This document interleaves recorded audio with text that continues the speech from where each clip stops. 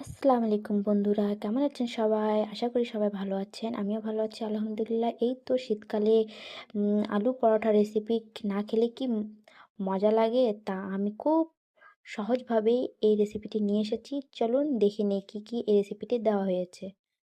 এই তো এখানে নিয়ে নিয়েছি রসুন, আদা, কাঁচামরিচ খুব সুন্দরভাবে ক্রাশ করে নিয়েছি, হালকা বেটে নিয়েছি। আর এখানে নিয়েছি পেঁয়াজ, যেগুলো আমরা ওপর থেকে দিব। এখানে নিয়েছি ধনিয়া পাতা, এখানে পুদিনা পাতাও নেওয়া যাবে। আর এখানে আছে ধনিয়া গুঁড়া এবং জিরা মিক্স।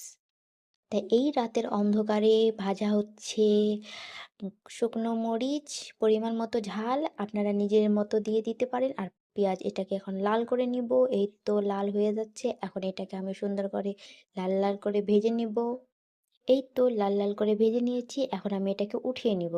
এখন হাত থেকে ভালো করে একদম ডলে নিব। এখানে পরিমাণ মতো বেশি করে লবণ দিয়ে দিচ্ছি। আর এটাকে খুব ভালো করে একদম হাত থেকে যত শক্তি হোক একদম ম্যাশ করে নিব। তাই এখানে আমার এটা ম্যাশ করা হয়ে গিয়েছে। এখানে বয়েল করা সিদ্ধ আলু এটাকে আমি এখন তাই সবকে হালকা করে বেটে নিয়েছি। এই তো এখানে দিয়ে দিচ্ছি মরিচ গুঁড়ো। আর যেসব আমি দেখিয়েছি সবগুলো এক এক করে দিয়ে দেবো। এখানে দিয়ে দিচ্ছি কিছু গরম মশলা ১ চামচের মতো। আর এখানে দিয়েছি ধনিয়া, জিরা গুঁড়া ২-৪ চামচের মতো। আর এখানে দিয়ে দিচ্ছি কাঁচা উপর থেকে যেসব আমি দেখিয়েছি পেঁয়াজ, মরিচ এবং রসুন, আদা এসব সবগুলো এখানে ঢেলে দিচ্ছি। আর খুব ভালো করে হাত থেকে ম্যাশ করে নেব। এই তো ভালো করে হাত থেকে মেখে নিয়েছি আর লবণ চেখে নিয়েছি। আপনারাও লবণ চেখে নিবেন। তাই এখানেই আমি আটা দিয়ে দিচ্ছি। আর এই আটা আমরা পরিমাণ মতো দিব। আর খুব সুন্দর করে মেখে নিব। এই তো আমার গোল গোল পরোটা হয়ে যাচ্ছে। আর কি যে মজা, কি যে সুস্বাদু আর কি যে সহজ রেসিপি, যা বলে বোঝার মতো না। আপনারা বাসায় ট্রাই করলেই বুঝতে পারবেন আর কি যে মজা হয়েছে, যা বলে বোঝাতে পারবো না। আপনারা বাসায় ট্রাই করবেন। লাল লাল করে ভেজে নিয়েছি, আপনারা দেখতেই পারতেছেন।